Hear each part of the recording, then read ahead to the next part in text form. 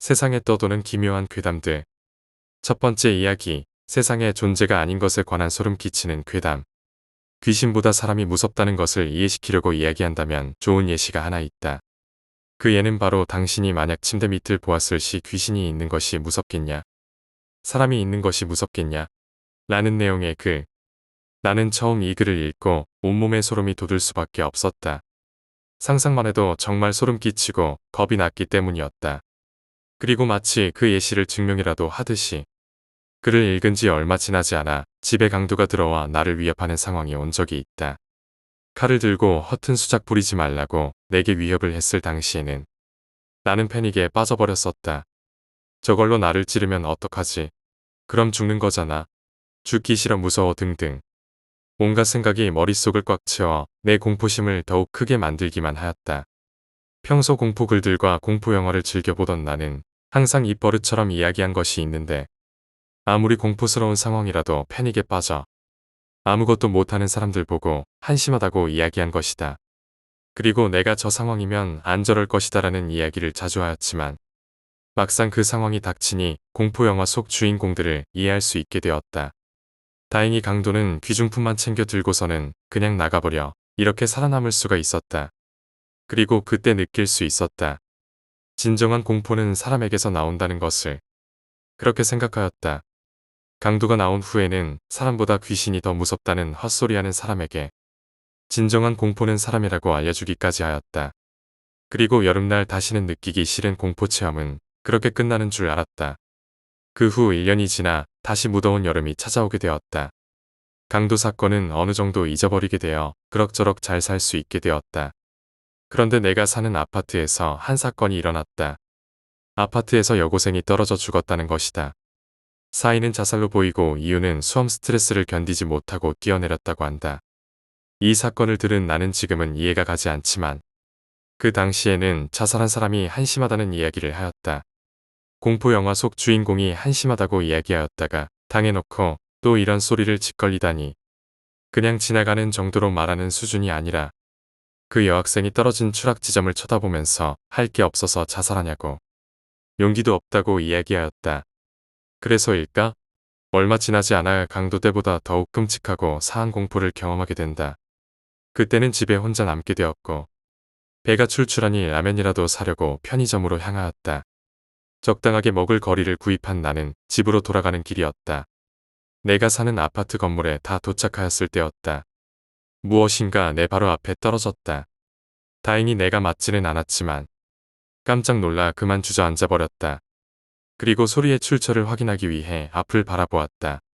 내 앞에서는 무엇인가 꿈틀거리고 있었고 그것을 확인하기 위해 더 자세히 보자 나는 공포에 몸이 잠식당하는 걸 느낄 수 있었다. 그것은 다른 아무것도 아니었고 사람이었으며 게다가 교복을 입은 어린 학생으로 보였다. 나는 덜덜 떨리는 몸을 간신히 진정시키고는 그 학생에게 다가가려고 했다. 그 순간 그녀는 내게 얼굴을 가까이 가져와 내 얼굴을 유심히 쳐다보며 반쯤 뭉개져 버린 입으로 말했다. 내가 한심하다고, 용기 없다고, 고작 죽는 거 무서워서 벌벌 떠는 새끼가. 나는 패닉에 빠질 수밖에 없었다. 반시체나 다름없는 몰골을 하고는 내게 저기를 풍기는 그녀를 나는 피하고 싶었지만 피할 수가 없었다. 몸이 마치 굳어버린 듯이 움직이지 않았기 때문이다. 나는 정말 무서웠다. 이 상황을 벗어나고 싶었지만 그럴 수가 없었다. 그렇게 벌벌 떨고 있자 그녀는 일어나더니 현관 쪽으로 걸어가는 것이었다. 나는 순간적으로 안심이 되면서 긴장이 풀리는 것을 느낄 수 있었다. 어쨌든 내 코앞에서 그 끔찍한 얼굴을 보지 않았기 때문이었다. 하지만 그것은 아니란 생각이었을까? 그녀는 정말 미친 듯이 현관으로 들어가 계단을 뛰어 올라갔다. 그리고 얼마 지나지 않아 콰집. 그것은 다시 한번 내 앞에 떨어졌고 아까보다 더욱 보기 힘든 얼굴을 내게 들이밀었다. 이래도 한심해. 이래도 내가 겁쟁이야. 한 번 죽는 것도 무서워하는 새끼야. 그런 식으로 그녀, 아니 그것은 수십 번을 반복하였다. 나는 아무것도 할 수가 없었으며 단지 공포에 질린 눈으로 그 장면을 쳐다보아야만 하였다. 당하지 않은 사람은 모를 것이다. 그때의 공포는 강도가 들었을 시에 들었던 죽음에 대한 공포와는 차원이 다른 공포였다. 차라리 죽어버려 이 상황을 벗어나고 싶은 생각이 들 정도였다. 뒷일이 무서워 공포했다는 강도에 대한 것과는 다른 말 그대로 순수 공포 그 자체였다. 그 당시에는 아무런 사고도 할 수 없었다. 단지 공포에 질렸고 그로 인해 다른 생각이 비집고 들어올 틈이 없었을 정도로 공포에 질렸다. 정말이지 잊을 수가 없는 그런 그것이 수십 번을 반복하자 나는 어느 순간 기절하였고 눈을 뜨자 내 방 내 침대에 누워 있었다. 꿈인가? 라고 생각하며 거실로 나가자 탁자에는 어제 내가 사왔던 물품이 올려져 있었다. 그 후 나는 곧바로 밖으로 뛰쳐나갔다. 그리고 그 여학생의 추락 지점으로 달려가 무릎을 꿇고 울었다. 미안하다고 잘못했다고 오히려 내 생각이 한심하였고 당신은 정말 대단한 사람이라고 그러니 한 번만 봐달라고 그렇게 소리내고 오열하며 용서를 빈 후 집으로 돌아왔다. 용서를 빌어서 그런 것일까? 어느 정도 긴장이 풀려버리자 또다시 잠이 몰려왔다. 침대로 다가가 그대로 꼬꾸라져 기절하듯이 잠이 들었다. 꿈속에 들어가게 되었는데 어째서인지 어제 그 상황이었다. 그녀는 옥상에서 떨어지고 있었고 나는 공포에 질려 덜덜 떨고 있었다. 그런데 어제와는 달리 떨어지는 속도가 점점 줄어들더니 사뿐히 바닥에 착지하는 것이었다. 나는 놀란 눈으로 그녀를 쳐다보았고 그녀는 내게 미소를 지어주며 괜찮아요라고 말하며 용서해 주었다. 이렇게 내 여름날 공포 체험은 끝났고 나는 진정으로 무서운 것이 무엇인지 다시 한번 깨닫게 되었다. 사람과 귀신 모두 경험해본 내가 말하자면 진정한 공포는 이 세상 존재가 아닌 것으로부터 온다는 것을 이야기하고 싶다. 두 번째 이야기, 돌멩이. 이런 흔한 시골에서라도 작은 무릉덩이 하나쯤은 있는 법이다. 그리고 여름이면 그 무릉덩이 근처엔 언제나 사람 한두는 모여들어 더위를 식힌다. 나도 그런 사람 중 하나였다. 이 시골에서 토박이인 나와 마을 사람들도 다 아는 마을 귀퉁이에 자리 잡은 이 작은 무릉덩이. 여기서 그녀와 만났다. 그녀는 마을 사람들과 달랐다. 무릉덩이에서 발장난을 치는 모습도 외견도 뭔가 기품이 있어 보이고 아름다웠다. 지금은 잘 기억은 나지 않지만 역시 다시 한번 만나고 싶은 얼굴이다. 그런데 며칠 후에 그녀가 다시 우리 마을을 찾았다. 그것도 나를 보고 환하게 웃으며 손을 흔들고 있었다. 처음으로 가슴이 뛴 것 같았다. 그녀가 나를 어떻게 기억하고 있는지는 상관이 없었다. 단지 그녀가 나를 기억해주고 있다는 게 중요했다. 그렇게 우리는 만나서 다시 한번 무릉덩이를 찾았다. 나는 그녀를 보는 것만으로도 좋았지만 뭔가 얘기를 해야겠다고 생각해서 말을 꺼내려는 순간 제대로 생각도 나지 않았고 왠지 모르게 말을 하면 이 분위기가 깨질 것 같았다. 그래서 나는 주위에 납작한 작은 돌멩이를 주워들어 웅덩이에 던졌다. 6번이군. 평소보다 잘 안 됐지만 이 정도면 분명 신기해할 거다. 그런데 물수제비 치곤 잘 던진 것 같았는데 아니 그것보다 비웃은 건가. 뭔가 이상해서 잠시 눈을 깜빡하고 다시 보니 환하게 웃고 있었다. 그래 내가 잘못 본 거일 거야. 이제 물수제비를 하는 방법을 알려주면 되겠다 하며 화제를 찾은 나는 웃으며 물수제비에 대해 이러저러 떠들기 시작했다. 그 후 다시 며칠이 지났다. 그녀가 우리 집에서 며칠 동안 머무는 동안 나는 산이며 들이며 내가 가보거나 아니면 마을 사람들에게 물어 경치가 좋은 곳을 다니며 소개해줬고 그녀는 기뻐했다. 이제 그녀가 기다릴 집으로 웅덩이에서 잡은 물고기를 가져다 요리해 주려는 생각에 절로 웃음이 나왔다. 이런 해가 벌써 중천에 떴잖아. 아무래도 배가 고파서 왜 이렇게 늦게 왔느냐고 핀잔 놓을 그녀를 생각해도 역시 웃음이 나왔다. 그렇게 들떠서 집으로 돌아왔는데 이상한 소리가 들렸다. 둔탁하고 살길이 마주쳤을 때의 충격음. 그것은 안 봐도 뻔했다. 이 정도로 큰 소리는 정말로 그거밖에 없었다.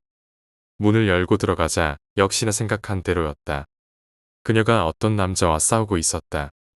이유는 모르겠지만 남자가 그녀를 덮치고 있었고 그녀는 화가 난 대로 났는지 빨개진 얼굴로 그 조그만 주먹으로 남자의 등을 치고 있었다. 야, 아프다고. 아파. 살살. 그녀는 내가 들어온 것을 보고 남자를 발로 밀어내고 나가라 소리친 다음 재빨리 나에게 물컵 한 잔을 가져다 주었다. 나가서 고기 잡느라 고생했지. 왜 이렇게 늦게 온 거야? 그래도 고생했으니까 물 한 잔 줄게 어서 마셔. 왠지 말투가 형식적이지만 나는 상관없었다. 안고 그녀가 준 시원한 물을 마셨다. 아까부터 생각했지만 너무나 졸리다. 생각해보면 아까 그녀와 어떤 남자가 싸웠던 것도 내가 잘못 본 게 아닐까? 너무 피곤해서 그런가 보다. 일단 한숨 자야겠다. 먼저 그녀에게 말하고. 뭐지? 잠에서 깨어난 것 같은데 주위가 이상하다. 주위의 사물들이 모두 이상하게 굴절되어 있고 잡으려 하지만 잘 잡히지도 않는다. 그래서 눈을 비비려 하지만 잘 비벼지지도 않고 손과 눈꺼풀이 문질러지는 느낌도 나지 않는다. 정말로 이상했다. 그러다가 이상한 절벽 위에 그녀가 서 있었다. 분명 굴절되어 이상하게 보이지만 확실히 단언컨대 그녀였다. 이상한 상황에서도 역시나 반가웠다.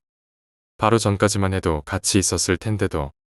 또 그녀는 며칠 만에 만난 그 모습을 하고 나에게 환한 미소를 지으며 말하고 있었다. 하지만 소리도 변질되어 잘 안 들리지만 그래도 기분이 좋아졌다. 그렇게 나는 또 잠에 들었다. 중간에 눈을 떴을 때 밤이었으니 지금은 하루가 지났겠지 하며 몸을 풀고 있지만 여전히 상황은 그대로다. 하루가 돼도 이상하게 느꼈으니 오히려 적응해서 전의 상태가 이상한 거 아닌가라고 할 정도로 주위 환경에 익숙해졌다. 거기에 가장 큰 이유는 그녀가 또 위에서 환하게 웃어주었기 때문이다. 그런데 그녀 옆에는 그때 싸웠던 남자가 있었다. 아, 다행이다. 그녀와 화해했구나. 덩달아 기분이 좋아진 나는 웃으며 잠에 빠져들었다. 다음날 나를 깨운 건 어떤 이상한 소리였다. 위에서 보니 그녀가 웃으면서 돌멩이를 던지고 있었다. 아마 물수제비를 하나 던진 것 같다.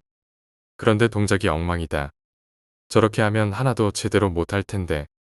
두 번째 던지는 물수제비도 역시나 물소리 하나만 남기고 그대로 가라앉았다. 그 다음 날 또 다시 나를 깨운 건 물수제비 소리였는데 이번엔 소리가 남다르게 컸다. 아마도 물수제비가 안 돼서 커다란 돌로 화풀이를 하나보다. 힘에 겨워 씩씩거리는 그녀가 귀여워 웃음이 나왔다. 손으로 이렇게 던지라는 신용을 하지만 그녀는 웃으며 바라보기만 한다. 하하, 역시 그녀답다. 그렇게 그녀는 총 7번이나 물수제비를 하고 그때마다 잠들어 있는 나를 깨웠다. 마지막 물수제비를 하고 우리들은 아래에서 그녀를 올려다보았다. 그녀는 오랜만에 언덕에서 내려와 무릉덩이에서 발장난을 치며 즐거워했다. 그러다가 어떤 고급 차량이 다가와 무릉덩이 언덕 근처에 세운 다음 그 차에서 한 남자가 나와서 말했다. 오랜만에 놀러와서 좋았지? 이제 돌아가자. 그녀가 대답했다. 그래. 잠시만 이제 올라갈게. 그녀가 돌아가려나 보다. 역시 다른 곳에서 살 거라 생각은 했지만서도 아쉬운 마음을 우리는 표정으로 감출 수 없었다. 그녀를 다시는 못 보는 걸까? 그러자 그녀가 마지막이라는 듯이 속삭이며 말했다. 물수제비 내가 7번으로 이겼지. 그럼 나중에 또 하러 올게. 아, 역시 그녀답다. 우리는 모두 환하게 웃으며 작별 인사를 대신했고 나도 마지막으로 말했다. 그래, 저 사람으로 물수제비를 하면은 총 8번이네. 그녀가 무릉덩이에서 발을 빼고 차를 타러 가자 무릉덩이의 흔들림이 멎고 그에 따라 나도 무표정으로 가만히 있었다. 아무런 변화 없이 어느 날 무릉덩이엔 다시 한번 파문이 일었고 나는 마지막 작별 인사를 할 수 있게 되었다. 역시 그녀에겐 미소가 어울린다. 나는 웃으며 출렁였다. 세 번째 이야기, 본성. 나는 범죄자다. 강간, 폭행, 사기 하다못해 살인을 저지르고 지금 감방에서 무기징역을 선고받은 아주 악질 범죄자이다. 내가 왜 이렇게 범죄자가 되었냐고 묻는다면 떳떳하게 말할 핑거거리가 있다. 인간은 원래 악하게 태어났기 때문이다. 나는 원래 악하게 태어난 본성에 충실했을 뿐. 본성을 감추고 사는 평범한 인간들의 손가락질을 받을 이유는 전혀 없다. 그러고 보니 어렸을 적 학교에서 인간은 성악설 성선설로 나뉜다고 얼핏 배웠던 거지 같은 기억이 난다. 인간은 이도 저도 아니라는 성무선악설이던가. 아무튼 이것도 저것도 아닌 줏대 없는 새끼들이 내뱉은 말 또한 기억난다. 모두 코에 걸면 코걸이, 귀에 걸면 귀걸이다. 인간은 절대적으로 악하다. 물론 태어날 때부터. 근거가 무엇이냐고. 내가 범죄자고 멍청하니 멍청한 방법으로 예를 들어주겠다. 인간이 태어나면 무엇인가. 아기다. 아무 말도 못하는 갓난아기. 이 아기는 아무 사회의 교육을 받지 못하고 가장 인간의 본성을 간직한 채 본성대로 움직이는 존재이다. 그런데 이 아기들이 하는 꼬락서니를 한번 살펴보자. 지가 배고프면 엄마 아빠 걱정 없이 울어 재운다. 지가 똥 마려우면 참을 생각 한 번 안 하고 배설한 후 치워달라고 울어재운다. 아주 제멋대로인 것이 악이다. 물론 부모님들은 그런 모습조차 이뻐 죽겠지만 그 천사 같은 얼굴을 한 아기들은 자기만 생각하는 아주 악한 존재이다. 난 그 인간의 악함을 버리지 않고 유지하고 있을 뿐 절대로 잘못된 인간이 아닌 것이다. 오히려 범죄자들이 인간 본연의 모습에 가장 충실한 사람이라고 나는 생각한다. 역겹게 위선에 가득 차서 착한 척하는 그들보다는. 그러던 어느 날이었다. 우리 교도소의 수감자들을 위하여 최면술사가 방문한다는 것이었다. 자신의 죄가 무엇인지 진정으로 깨닫고 뉘우치기를 바라는 취지라고 설명을 들었다. 이 말도 안 되는 행사에는 작업을 피하기 위한 수감자들이 많이 참여를 하였다. 나같이 악질 수감자부터 자그마한 범죄를 저지른 사람들까지 온갖 종류의 수감자들이 모두 모여 있었다. 내가 참가한 이유는 물론 작업을 피하기 위함이기도 했지만 그들에게 보여주고 싶었다. 인간은 갱생할 수 없다고. 왜냐하면 선천적으로 악하니까. 그것을 증명해 보이고 싶었다. 최면 따위로 나의 신념을 바꿀 수는 없을 것이기에. 최면술사로 보이는 제비같이 보이는 양반이 뭐라 한참을 설명하기 시작했다. 형님, 저게 과연 정말 효과가 있을까요? 같은 방을 쓰고 있는 막내이다. 여러 가지 죄로 형을 살게 되었는데 참 착하다. 물론 이 녀석도 본성을 숨기고 착한 척을 하는 거겠지만 말이다.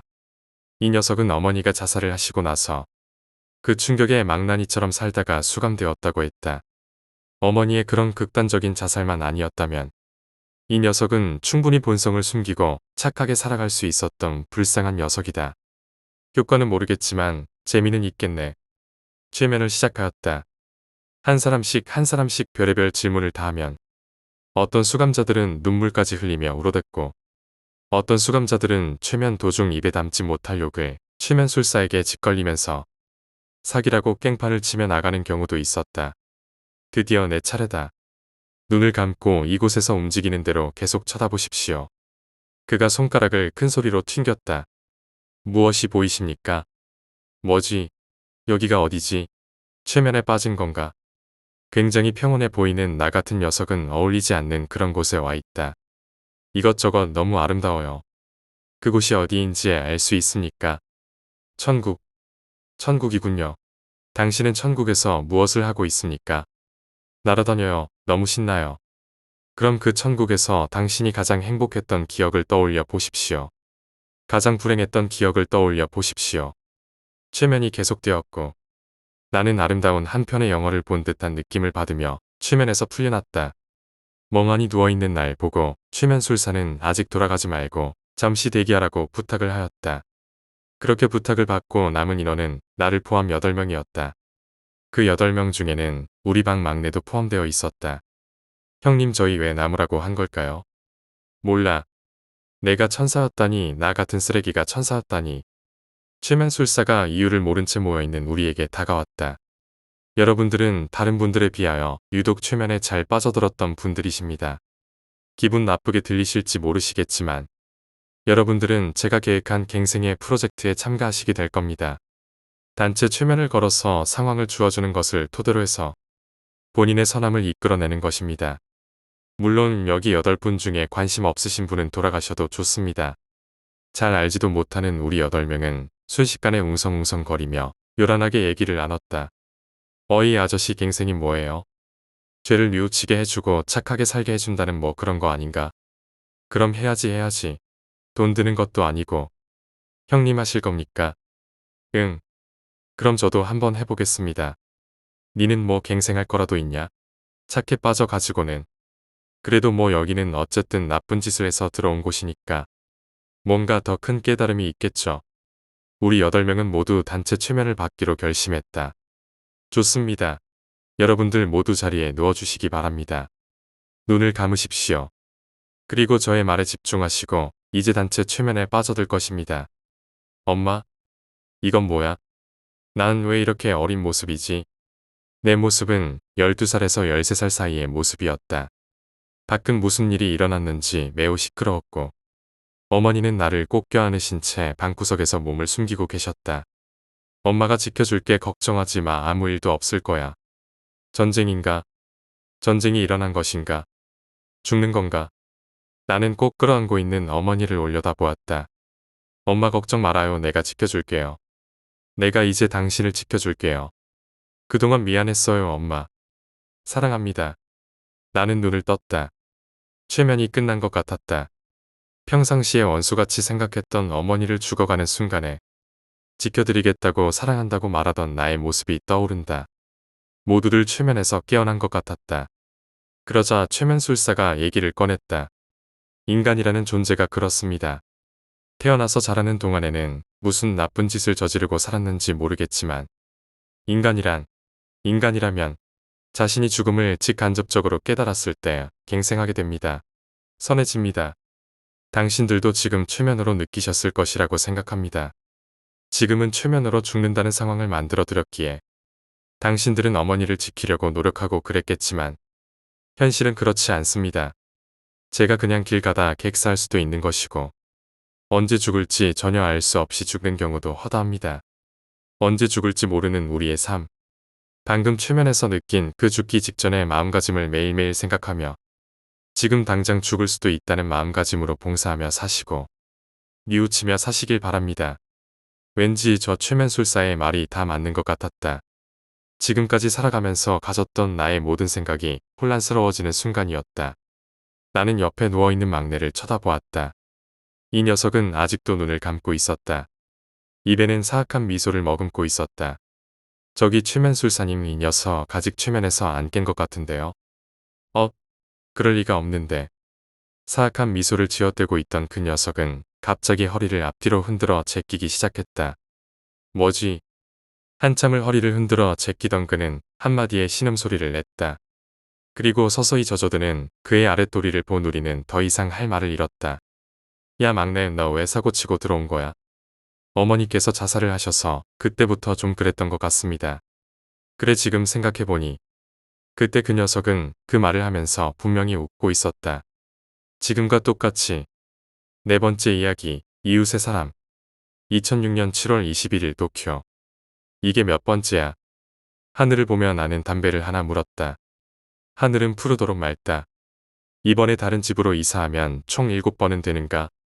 그동안 수없이 바꾸어온 집. 저기. 예? 담배를 피우고 있자니 누가 말을 걸어왔다. 이거 짐 다 옮겼습니다. 여기에 사인 부탁합니다. 이렇게 5만 원이 날아가는구나. 그럼 수고하세요. 이삿짐 옮기는 이삿짐 센터의 차는 떠나갔다.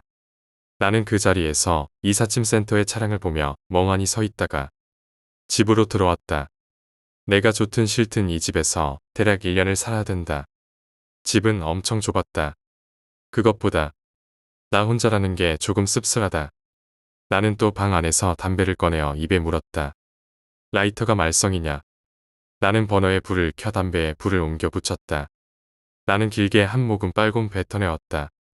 이제 담배도 끊어야겠다는 심정으로 아직 많이 남은 장초를 쓰레기통에 버렸다. 이 많은 짐을 어떻게 정리하지? 반대쪽에 짐이 한가득이다. 그 짐을 다 풀어헤쳐 정리하려면 다음날 8시쯤 되어야 정리가 갈 것 같다. 에이, 몰라. 그냥 자. 라며 나는 침대에 누웠다. 진짜 피곤하다라는 생각을 하며 잠에 빠져들 때쯤. 오빠, 이거 재미있을 것 같아. 응, 이건 무슨 소리지? 나는 벽에다가 귀를 대었다. 진짜 조금 살살해야 돼. 아니면 나는 거기 가버릴지도 몰라. 참, 나 이사 온 첫날부터 저런 거라니. 조용히 해. 시끄럽잖아. 라며 신경질을 냈다. 그러니 조용해졌다. 나는 저것들 뭐야, 애인 없다고 나무시 하나라며 생각하며 잠에 들었다. 웃는 소리. 벽에 귀를 대고 보았다. 하나 둘 하면 안다. 뭐야 저건. 내 눈앞에 칼날이 박혀 있었다. 나는 놀라서 뒤로 나자빠져 있는 동안 오빠 실패했잖아. 이럴 줄 알았어. 이런 소리가 들렸다.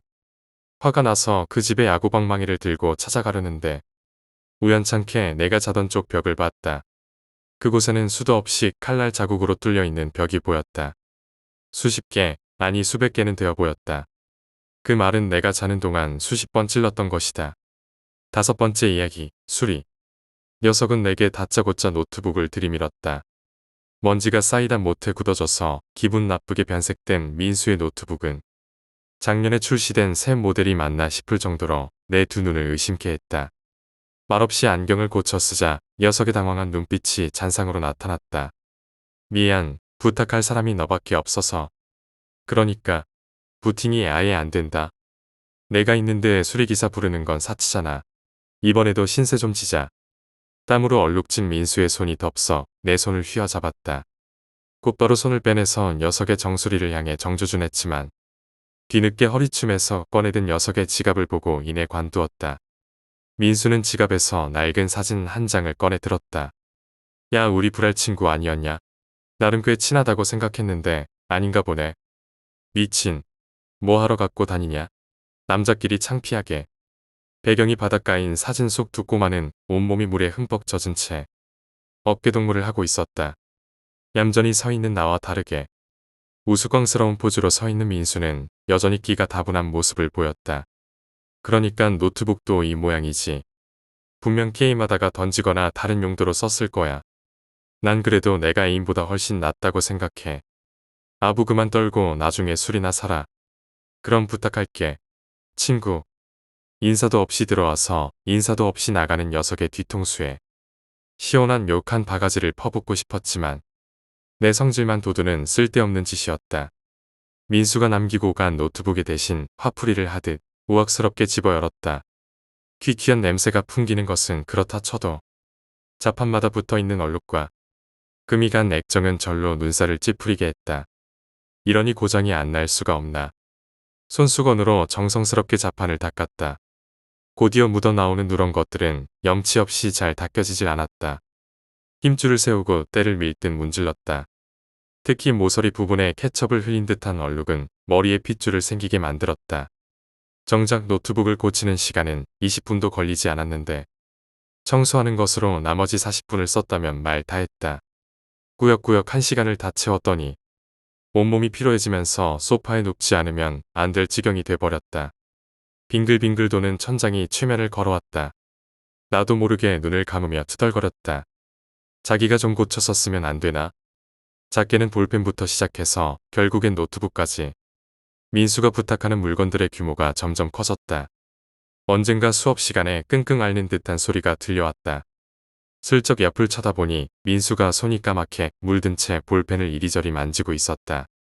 심심해서 분해해 버린 볼펜을 다시 조립하지 못한 모양이었다. 내가 조립해 줄까? 너 이거 할 수 있어? 당연하지. 녀석이 보는 앞에서 순식간에 볼펜을 조립해 버렸다. 허무하게 보고 있던 민수의 눈빛이 곧 동경의 눈빛으로 바뀐 것을 알아차렸을 때 그만뒀어야 했는데 일이 걷잡을 수 없이 커져버렸다. 다음 날 한쪽 스피커가 떨어져 나간 이어폰을 내 책상 위로 슬며시 올려놓던 민수의 얼굴에는 지금처럼 지어 보이는 엷은 미소가 서려 있었다. 상대방이 전화를 받을 수 없어. 이 자식, 뭐하고 있는 거야? 노트북을 맡긴 지 사흘이 지나도록 녀석에겐 전화나 문자 한 통 없었다. 심심할 때마다 불티나게 전화를 걸어 다짜고짜 욕하는 사이에 오히려 적막한 전화기가 너무 낯설었다. 직장 일로 바쁘게 살고 있겠지 하며 전화기를 침대 위에 던져두고 나도 같이 몸을 던졌다. 천장에 박혀있는 형광등을 가만히 쳐다보고 있는데 또다시 신경이 쓰여서 다시 한번 전화를 걸었다. 여전히 민수 대신에 대답하는 젊은 여성의 메시지는 나로 하여금 단념하게 만들었다. 나중에 알아서 찾아오겠지. 책상에 올려놓은 녀석의 노트북을 슬쩍 훑어보고 거실로 나왔다. 비교할 수 없을 정도로 멀쩡해진 채로 주인을 기다리는 모습이 안쓰러워도 할 수 없었다. 정수기에 컵을 올려놓고 냉수를 받는 순간 집안을 울린 것은 다름 아닌 초인종이었다. 누구세요? 택배 왔습니다. 네, 잠시만요. 현관문을 열자 커다란 상자와 함께 땀을 뻘뻘 흘리는 배달원의 모습이 눈에 들어왔다. 방금 받아놓은 냉수를 나보다 더 필요로 할 것 같은 배달원에게 권하자. 그는 연신 고개를 숙였다. 유난히 힘들어하는 모습을 보니 괜히 내가 미안해졌다. 쇼핑몰에서 물건 사는 것을 좀 자제해야겠어. 그런데 아무리 기억을 뒤져봐도 내가 물건을 주문했던 기억은 나지 않았다. 감사합니다. 사실 너무 무거워서 고생 좀 했거든요. 아 참, 여기 이것도 있어요. 그럼 수고하세요. 남자는 멀뚱히 서 있는 나와 상관없이 품속에서 꺼낸 흰 봉투를 상자 위에 올려놓고 사라졌다. 누군가 나에게 보낸 커다란 크기의 택배에 눈이 떼어지지 않았다. 서툰 솜씨로 밀봉되어 있는 상자의 테이프는 분명 선물이 아님을 나타내고 있었다. 상자 위에 올려놓은 흰 봉투를 열어보았다. 이내 편지에 한 통과 함께 사진 한 장이 스르르 딸려 나왔다. 어제 좀 심하게 다뤘더니 고장 나버렸어. 미안한데 이것도 좀 고쳐줄 수 있어? 우린 친구잖아. 편지와 함께 떨어진 사진의 주인공이 민수의 여자친구임을 깨달았을 때에는 그 사진이 상자 모서리에서 나오고 있는 붉은 액체들로 흠뻑 적고 난 뒤였다. 6번째 이야기, 의심병. 아버님 잘 부탁드립니다. 혜민 씨 제가 평생 행복하게 만들어줄 자신 있습니다. 겉만 번지르르하게 생기고 실속 없어 보이는 이 녀석이 내 사랑스러운 딸을 데려가겠다고 집에 들이닥쳤다. 가끔씩 얘기하면서 실룩실룩거리는 저 입꼬리가 아까부터 상당히 거슬린다. 곁 눈질로 집을 살펴보며 값이 나가 보이는 물건들을 찾는 것 같은 저 행동도 마음에 안 든다. 그냥 하나같이 마음에 들지 않는 그에게 나는 단호하게 얘기를 꺼냈다. 자네 무슨 사채 쓰거나 그런 것 있나? 네? 아빠. 무슨 소리야? 여보. 초면에 무슨 실례되는 소리를. 나의 뜬금없는 질문에 그 녀석과 가족들은 토끼 눈을 뜨며 나를 쳐다보았다. 나는 지금 이 상황으로 모든 것을 눈치챌 수 있었다. 내 아내와 딸의 토끼눈과 이 녀석의 토끼눈은 종류가 달랐다. 이 녀석은 뜬금없는 질문에 놀란 눈빛이 아닌 치부를 들켜서 당황한 눈빛이었다. 왜? 내가 너무 전곡을 찔렀나? 무슨 말씀이신지. 그는 연실 당혹스러움을 감추기 위해 억지 미소를 지어내며 내게 물었다. 남자가 말이야 여자 배경에 눈이 멀어서 이렇게 불쑥 찾아와서 결혼을 허락해달라고 하면 좋아할 부모가 어디 있겠나? 아빠. 무슨 소리를 하는 거야. 넌 가만히 있어. 의심이 아닌 확신을 굳힌 나는 그를 더욱 쏘아붙였다. 돈이 필요하다면 국어를 하게. 이런 식으로 사람 마음을 가지고 사기칠 생각을 말고. 그는 모든 걸 다 체념한 듯 너털 웃음을 한번 짓고 자리를 일어났다. 선길씨 미안해. 우리 아빠가 의심병이 조금 있어서 그래. 아기가 있어서 그런 건 절대로 아니야. 일어나는 그 녀석의 팔을 내 딸이 붙잡으며 변명을 하기 시작했다. 미안한데 너랑 나랑 여기서 끝내자. 이런 아버지한테 교육받고 자란 내가 제대로 된 인성을 가지고 있겠냐? 그 녀석은 내 딸의 손을 뿌리치고 일부러 나보고 들으라는 듯 개소리를 늘어놓았다. 여자 등이나 처먹는 새끼가 어디서 입을 함부로 놀려. 당장 우리 집에서 나가. 정말 불쾌해서 더 이상은 못 들어드리겠네요. 저의 어떤 면을 보고 그딴 추측을 아니 확신을 하셨는지 모르겠지만 다신 뵐 일 없을 겁니다. 수고하시죠. 그 녀석은 서둘러 신발을 신고 집 밖으로 나갔다. 딸은 고개를 숙인 채 닭똥 같은 눈물만을 흘리며 그를 따라 나서지도 못하고 어깨를 들썩거리며 앉아있을 뿐이었다. 나는 울고 있는 딸 옆으로 가서 등을 토닥거리며 위로해 주었다. 혜민아 지금은 속상할 수도 있지만 저 녀석은 아주 나쁜 녀석이야. 고개를 숙인 채 울고만 있던 딸이 도끼 눈을 뜬 채 나를 노려보며 소리를 지른다. 뭐? 사채? 빚? 아빠 진짜 미쳤어? 저 사람이 누군지 알기나 해. 아빠가 뭘 안다고 그딴 소리를 짓걸리는 건데. 아빠 진짜 미쳤어? 내가 쟤를 어떻게 설득하고 붙잡은 건데. 아빠가 뭔데 내 인생을 망쳐놔. 너 아빠한테 이게 무슨 말버릇이야. 아무리 사랑하는 남자라도. 나는 사기꾼 같은 녀석을 쫓아내 주었고 이 모든 것은 딸을 위해서였다. 아빠는 그럼 이게 하나밖에 없는 딸한테 할 짓이냐고. 제 의사야. 아버지가 대학병원 병원장이고 아빠가 뭘 안다고 되지도 않는 사채니 빚이니 얘기를 하면서 제 자존심을 상하게 만들어. 아니 분명히 저 녀석은 내 느낌상 아빠가 무슨 무당이야? 아 몰라. 쟤랑 헤어지면 나 죽어버릴 거니까 알아서 해. 더 이상 듣기가 거북했는지 울고 있던 딸은 자리를 박차고 일어나 쿵쿵 발소리를 내며 방으로 뛰쳐 들어갔다. 당신은 정말 구제불능이네요. 언제까지 그 의심병을 못 고치고 그렇게 살 거예요. 이번에는 아내 차례인가 보다. 내가 실수한 것 같네 미안하오. 당신 정말 나쁜 뜻 있어서 하는 소리는 아니지만 정신병원이라도 가봐야 하는 거 아니에요? 예전에는 정말 내 추측이 100이면 100 맞아떨어졌는데 그건 예전 얘기고요. 저도 들어갈게요. 아내도 한심하다는 듯 고개를 절레절레 흔들고 방으로 들어갔다. 너를 성폭행 용의자로 체포한다. 뭐야? 이거 안 놔? 뭐 이런 새끼가 다 있어? 증거 있어? 이 새끼야. 증거? 증거도 없이 이래도 되는 거야? 증거는 조지면 불게 돼 있어. 그만. 맞아요, 맞아. 제가 그랬어요. 그만 때리세요. 제발. 겉봐, 너 맞잖아. 과학수사다 어쩐다 떠들어댔지만 나에게는 그딴 건 필요하지 않았다. 느낌으로 수사하는 내가 과학수사하는 그들보다 낫다는 것은 실적이 보여줬기 때문이다. 선배님, 선배님은 어떻게 그렇게 느낌으로 범인을 잘 찾아내십니까? 임마, 이게 다 초능력이야, 초능력. 정말 부럽습니다. 이제는 그 초능력도 약발이 다 한 것 같았다. 쓸데없는 의심으로 딸 아이의 사랑이나 망쳐놓고 정말 정신병원을 가봐야 하는 건 아닌가 생각이 들었다. 딸의 인생을 망쳐놓은 것 같은 무거운 마음에 잠이 오지 않아 까맣게 밤을 지새웠다. 밤새도록 울었는지 눈이 팅팅 부은 딸이 방에서 나왔다. 나는 소파에서 일어났지만 딸에게 다가가지 못하고 엉거주춤 선 채 그녀에게 말을 걸었다. 혜민아, 아빠가 어제 봤던 그 남자친구 만나서 사과하고 용서를 빌게. 미안하게 됐구나. 아빠가 돼서 딸한테. 됐어요. 이제 와서 아빠가 그런다고 바뀔 거 없어요. 그녀는 부엌에서 물을 한 모금 마신 뒤 다시 방에 들어갔다. 뒤이어 아내도 방에서 나왔다. 한숨도 안 잤어요.